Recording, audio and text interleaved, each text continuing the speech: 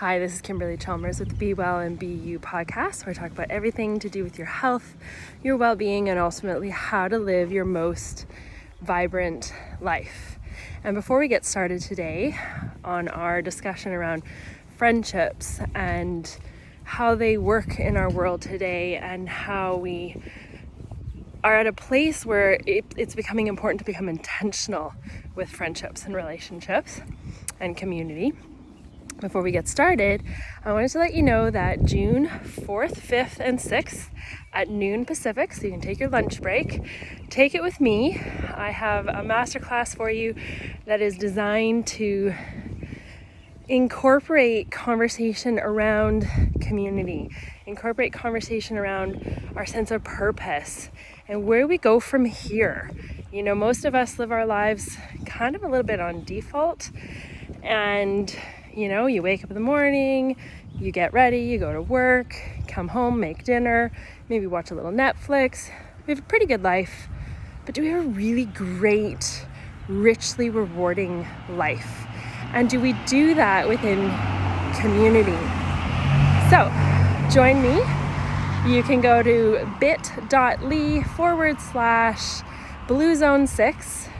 That's bit.ly/bluezone6 to register.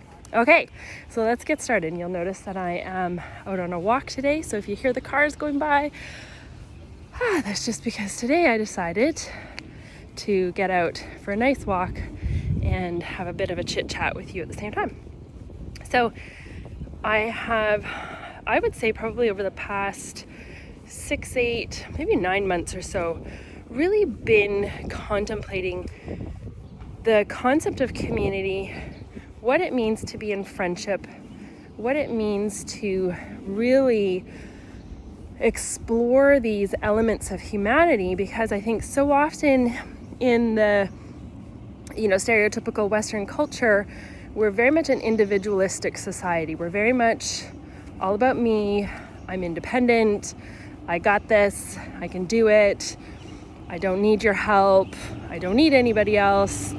And there's lots of great elements with that, because we can be self-sufficient and we can do things that truly serve our highest good, and we can live a pretty good life.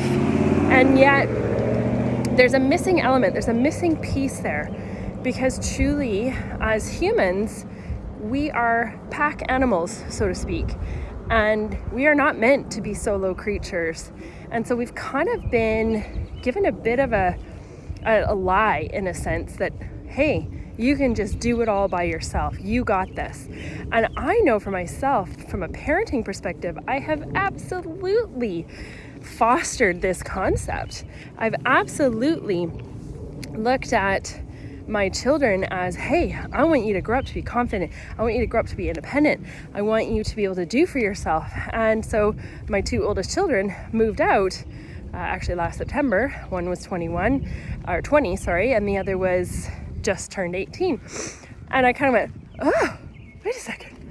Did I really want this? Did I really want them to be that independent, that they would move out so quickly?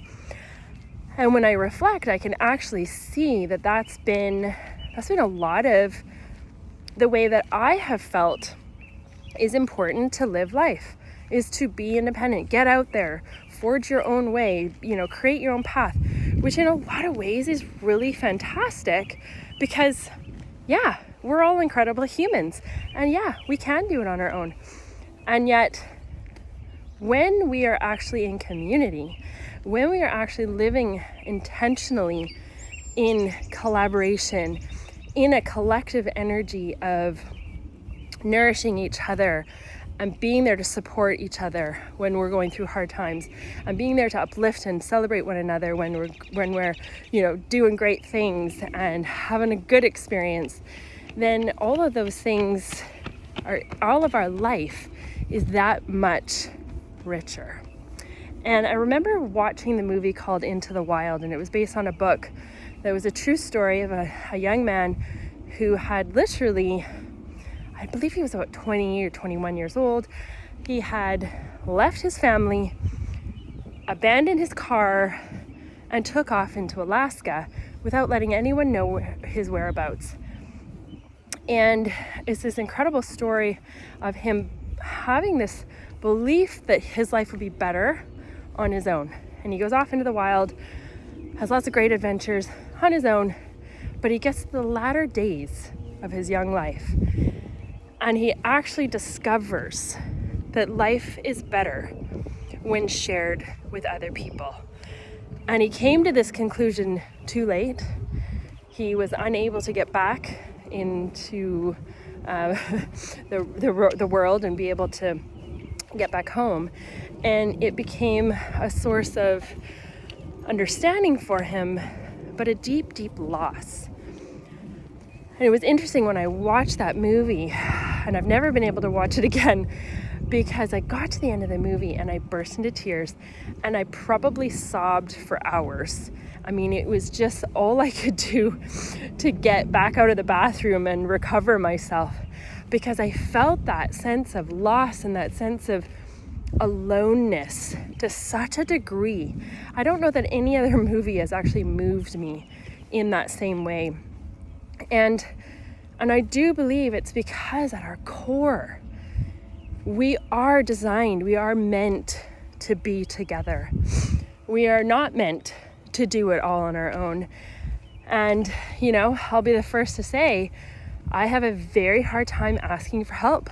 I have a big challenge with saying, hey, I don't got this. And I kind of would like somebody to give me some suggestions here, or, you know, step in and actually take over this part for me. And yet, when I do, it's like, oh, that's kind of lovely. And it actually allows the other person the gift of being able to offer that help.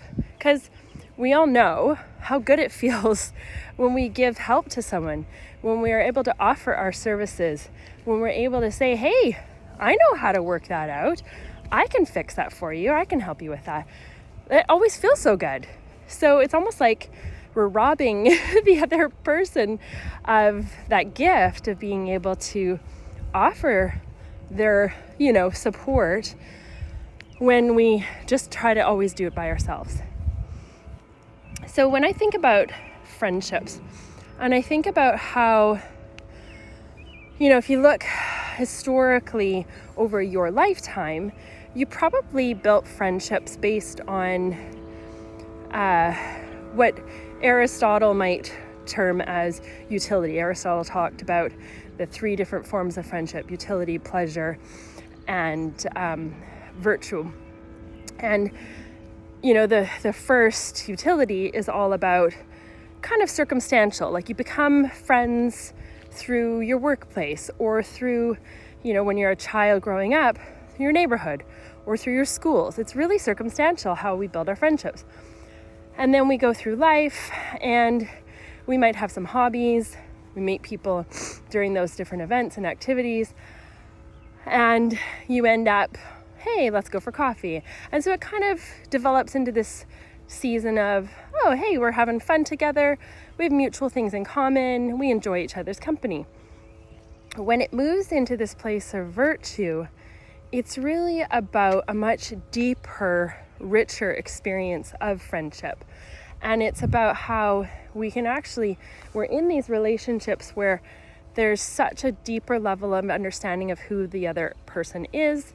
There's a desire to go beyond just that surface connection. There is true inner reward for being able to collaborate, being able to walk each other through the ups and the downs, to go through the hard times, to not agree on everything, to disagree, to work things through, you know, really weather life's journeys together. And I love that Aristotle, back in the, you know, 3rd century BCE, where he wrote this whole, I don't know what you call it, but this series of books. And I can't remember the name anyways, Nicodemia Anthology, something like that. Anyways, do not quote me at all, because I am totally not quoting this properly. But in it, there are 2 books on friendship and the value of friendships and how essential they are for our lives. And I look at how often have I been truly intentional about cultivating relationships, about pouring into my friendships, about really,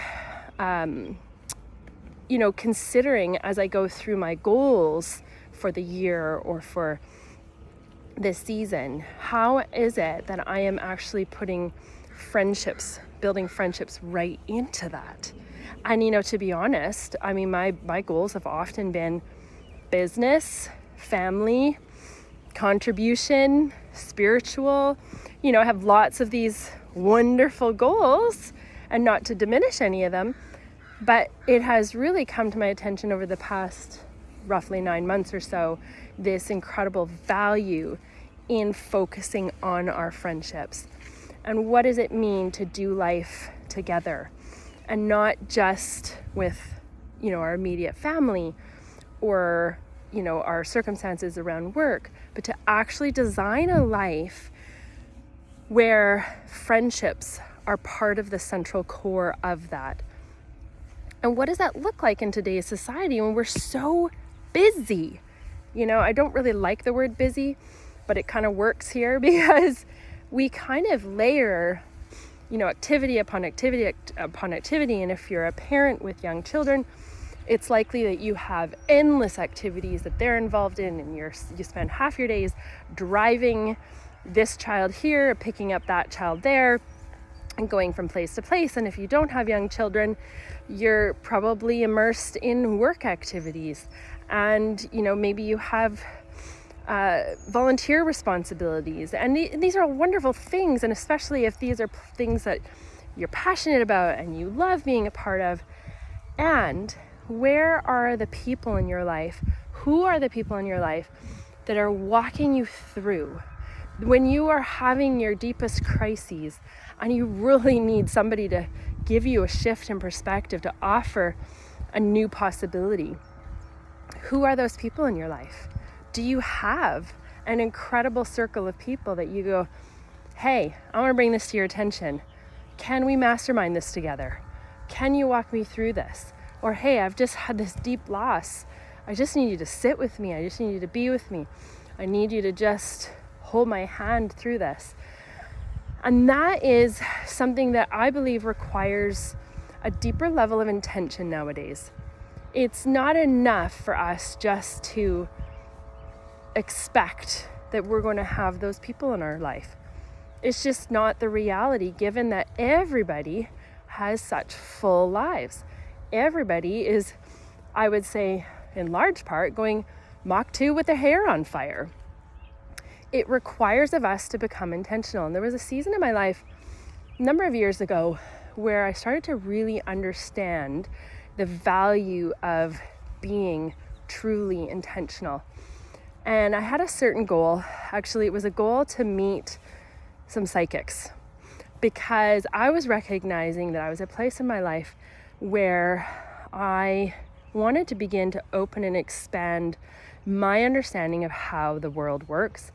I was also looking at shifting some of my parenting, because I recognized that I had a child who was quite psychic, and thought, oh goodness, I need to understand how to parent this child, because I'm not equipped. I don't have the tools for this.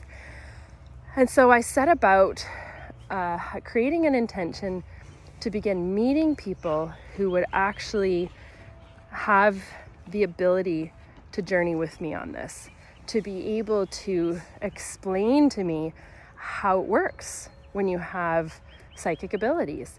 And totally unaware at that point that I had them myself, but sometimes it takes a little longer for some of us to awaken to who we truly are and what's going on for us. And it really, having this child with these abilities was such a gift, because me setting the intention, like literally just setting that intention, I wrote it down. It was in the early days of January of that year, and so it was part of my goal setting. And my intention was to meet these people, and not just any psychic, but to meet people who could truly walk with me. And about 6 months later, I met the first person who would actually be very instrumental in opening my eyes and understanding my kid. And from there, it just kind of boom, like my whole circle became people who had different abilities. And I do believe we all have abilities. But it really became this wondrous time for me, because I began to discover a whole new way of looking at life, a whole new way of thinking, a whole new way of being. And it all came from setting this intention. So wherever you are at, when it comes to community, where it comes to friendships, if you feel like, yeah, I've got some really beautiful friendships, but I do feel like there's more, like maybe an intentional community, a community of people who are all like-hearted. And I say like-hearted because I don't believe we all need to have the same minds. I don't believe that we all need to think the same. I think sometimes we get locked into patterns when we all think the same, and we can get really stuck. Whereas when we think differently and have different ideas and can challenge each other and say, hey, I don't agree with that, it actually allows us, when we're open, to explore other ways of thinking and feeling and behaving, and actually allows us to expand who we are.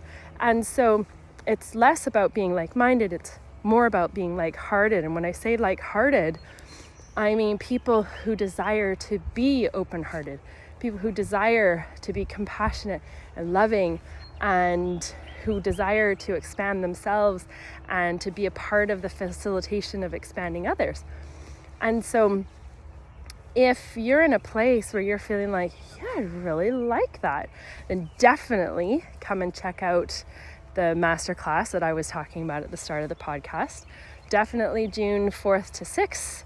And again, that link is bit.ly/Blue Zone 6. And I'll tell you all about the Blue Zones when we get together, and why I've titled this the Blue Zone 6 in the bit.ly link. You can register there, and even if you can't attend live, all good, because you will be sent the replays just for registering. And of course, it's free, so nothing to lose and much to gain.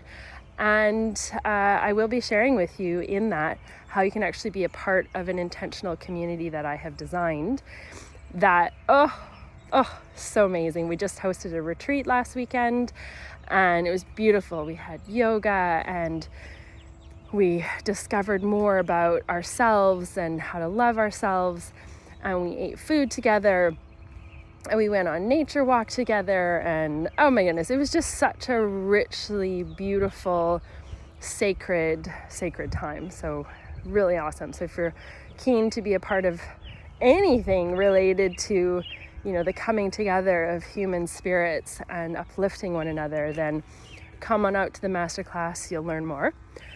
And so as we wrap up this podcast for today, what I want to encourage you is, wherever you're at with friendships, if you're feeling like I have, lots of friendships, but maybe they just aren't really going to the deep level that I would desire. There's just a depth that's missing there. Or maybe you have some really great friendships and you're feeling like, I don't know, like I kind of feel as though I might want to add 1 or 2 more friendships into the mix, because there's areas that I'd like to grow or learn from other people that maybe aren't being fulfilled by these other friendships. And so I just want to enhance my circle of friends. Perhaps you're somebody who is really feeling lonely and really feeling like you're out there all on your own. Even if you're living in a home with a family, you can sometimes still feel quite alone. So I would encourage you to set an intention. And when I write intentions, I usually start them with I am. And I look at it from the place of, what do I truly desire? How do I truly desire to be? How do I truly desire to show up? And you almost come from it from the place of, it's already happened. So like you're projecting into the future as though You already have these beautiful friendships. And so within your statement, you're going to say, I am, and then you fill in the blank. So you could say something like, I am so filled with joy and awe and wonder, and I am enhancing all of my creative gifts and skills as I have stepped into these beautiful, powerful, enriching relationships. I am so thrilled at how much I have been challenged to step out of my comfort zone as I have engaged in these new dynamic friendships. Whatever you write, whether it's an I am statement or whether it's simply a goal statement, you could write a goal of, my goal this year is to make 3 new friendships with people who think differently than me and are open-hearted and open-minded and desire to shine their lights bright, right? So you could write it as a goal statement. You could write it from the place of gratitude. Like, I am so grateful that I have attracted these 5 rock stars into my life, and my life is so rich as a result, that everything in my life has changed. Who I am has changed as a result of attracting these incredible humans into my life. So however you choose to write your statement of intention or your gratitude, it doesn't matter. What matters most is the place with which you're coming from within your heart.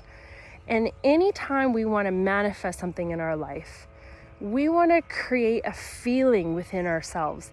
And we want that feeling to truly bubble up inside.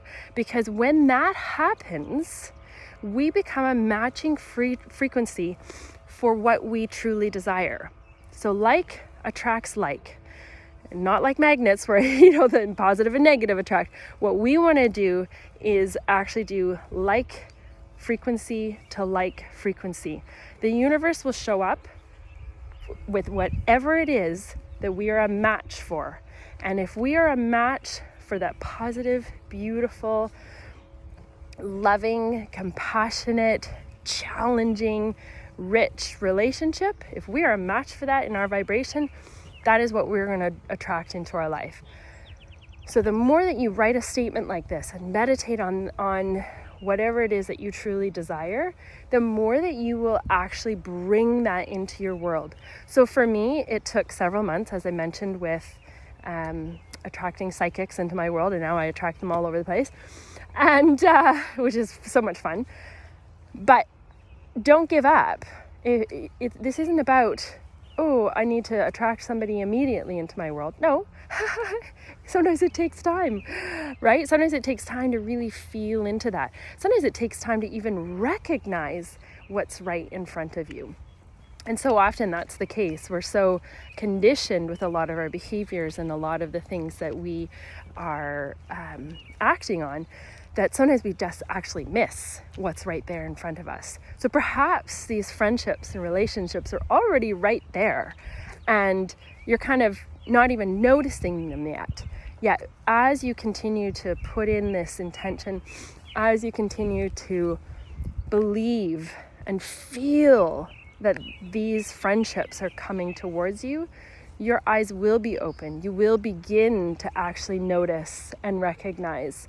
And watch out, because when we have intentional community, when we actually live by design, this is where the magic happens. This is where abundance takes place. This is where we actually experience the abundance that's all around us already. This is where you actually get to see what a masterful manifester you actually are. It's in you. You're manifesting all the time. We are all manifesting all the time. We're just often unaware that our unconscious, subconscious thinking is what's bringing forward all the things that are coming forward. So let's get intentional about community and about friendships, and let's see what happens. I would love to hear from you if any of this has resonated with you. If you start to find that you're attracting into your life the things that you desire, I want to hear from you. Like, definitely reach out. You can always find me on Instagram at Kimberly R. Chalmers. Just make sure you spell my name with an L-E-Y. Kimberly has an L-E-Y.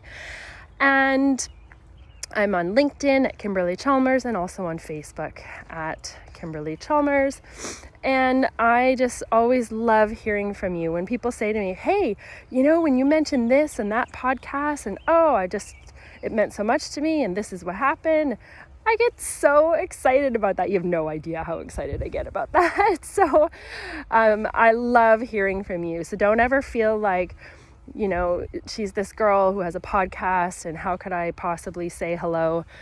Trust me, we're all the same. We're all 100% equal, and your opinion is valuable and matters to me. So I just so appreciate you being here and listening today.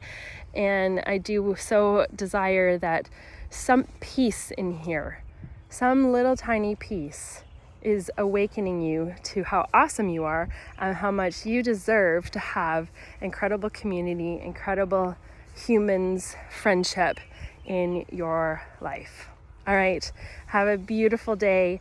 And again, check out the Masterclass June 4th to 6th at bit.ly/Blue Zone 6.